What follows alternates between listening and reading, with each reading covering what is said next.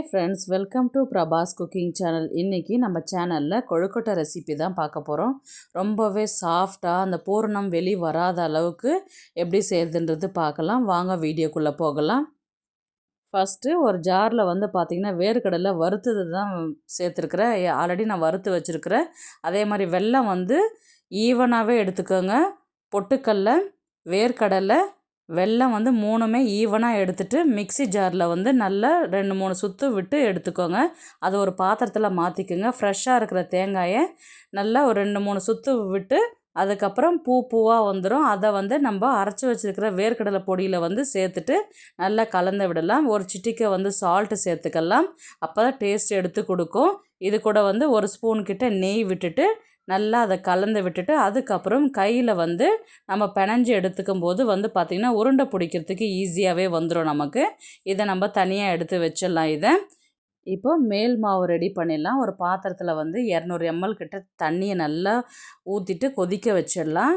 இப்போ அதுக்கு முன்னாடி ஒரு பாத்திரத்தில் அரிசி மாவு ஒரு கப்பு எடுத்துருக்கிறேன். அது கடையில் வாங்கின மாவு தான் நான் எடுத்துருக்கிறேன்.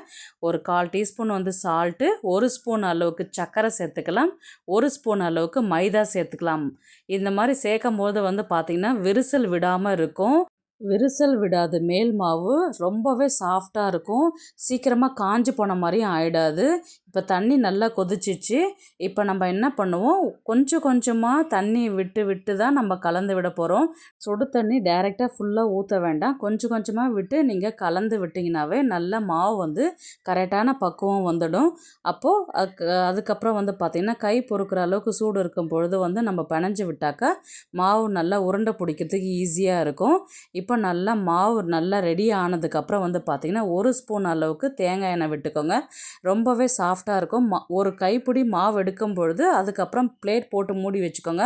மாவு காய விட வேண்டாம்.